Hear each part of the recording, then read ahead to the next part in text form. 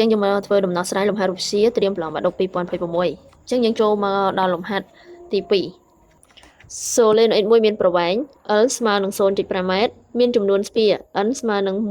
1000 ដែលមានកាំ air 10 សង់ទីម៉ែត្រណាកាំ air 10 សង់ទីម៉ែត្រចឹងយើងស្គាល់កាំស្គាល់ចំនួនស្ពាស្គាល់ប្រវែង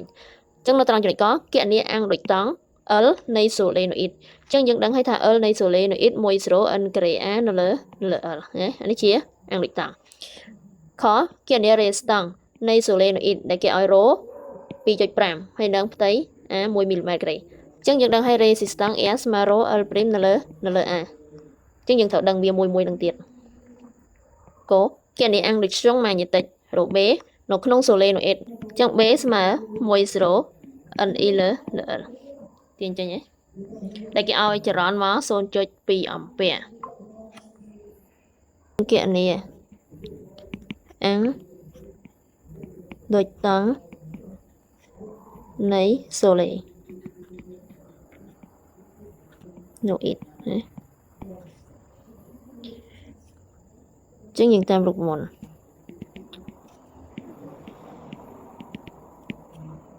អង្គដូចតង់គឺយើងតាមវាដល់ L ធំទៅសេយ៉ាត់ច្រឡំគ្នាណា1 N ក្រេ A លើ L តូចប៉ុន្តែ A ស្មើផាយ R ក្រេ R នេះគឺ R កម្មចឹងយើងអាចជួសជុលបានចឹង L អង្គដូចតង់1 N ក្រេផាយ R ក្រេលើ L ដោយស្ពាមិញគឺ1000ស្ពាតមកកម្មរបស់យើងគឺ10សង់ទីម៉ែត្រស្មើទៅនឹង10គុណនឹង10សេគុណដក2ម៉ែត្រចឹងបន្តមកទៀតប្រវែងយើងមិនប្រវែង 0.5 ចឹងយើងបានតចឹងយើងបានអង្គដូចតង់ស្មើ1 យើងដឹងហើយថា4ផាយគុណនឹង10សេគុណដក7 Tesla ម៉ែត្រក្នុង1អំពែចឹងយើងគុណជាមួយនឹង N ក្រេដល់1000គឺ10សីគុណ3លើកជាក្រេគុណជាមួយនឹងផាយគុណជាមួយនឹងកម្មយើងស៊ីសងកន្លែងនេះមួយមកអាចនឹងសល់10សីគុណដក1លើកជាក្រេចែកទៅនឹងប្រវែង 0.5 0.5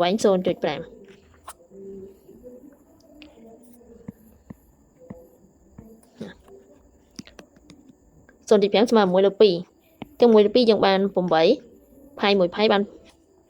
ផាយ1ផាយនេះផាយការ៉េមែនទេផាយការ៉េគឺ10សេគុណ1ហើយអានេះ6មួយនេះសល់11នេះ12 13ស៊ីសល់នេះមួយសល់12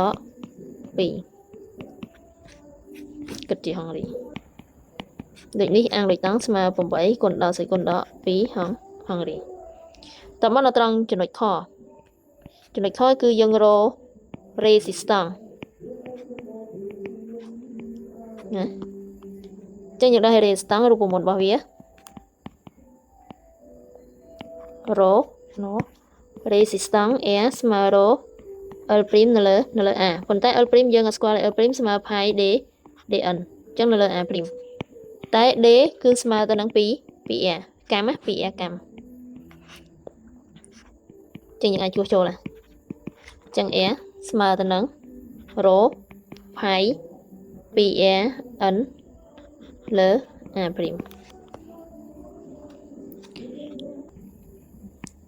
ចឹងដោយណាកម្មមិញយើងអាចស៊ីសងមកសល់10សេគុណដក1ស្មើ1មីលីម៉ែត្រការ៉េមីលីដក3លើកជាការ៉េដក6បន្តមកទៀតតទៅជាមួយនឹង N គឺ1000ស្ពាហើយ rho 2.5 គុណ10សេគុណដក8អូមម៉ែត្រ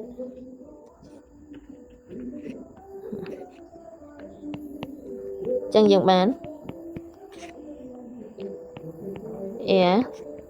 ស្មើទៅនឹង 2.5 គុណនឹង10សេគុណដក8គុណនឹងផាយគុណនឹង2គុណនឹង R កម្មដក1គុណជាមួយនឹង N 10សេគុណ3ចែកទៅនឹង A' 10សេគុណដក6ដក6ឡើងទៅលើបូក6នឹង3 9 ដក9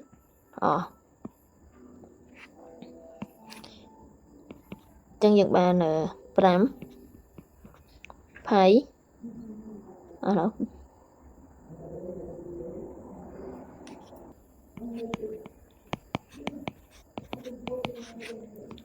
5 ohm. Ok. Cho nhưng mà nó tròn cho nội cố. Cho nội cố cứ dân kẹt nàyដូចជាអាំងដូចស្រុងម៉ាញ៉េទិកអាំងដូចស្រុងម៉ាញ៉េទិកអញ្ចឹងយើងតាមរូបមន្តតោះ B ស្មើអី B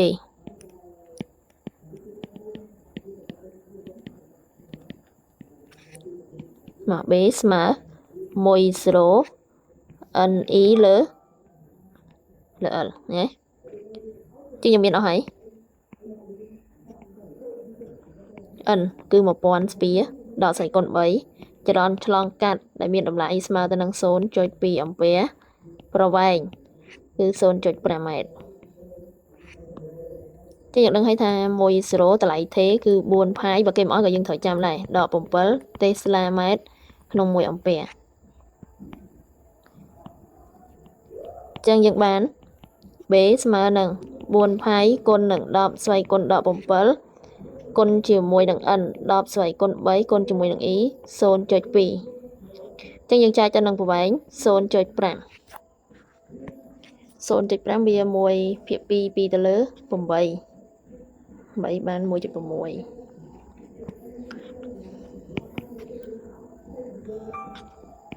1.6 ផៃគុណឲ្យ10ស្អីគុណដក4 Tesla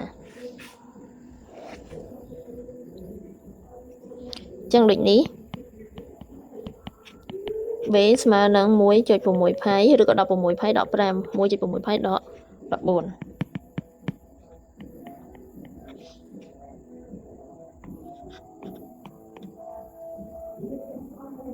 កុំភ្លេច subscribe ម្នាក់មួយផងអូខេ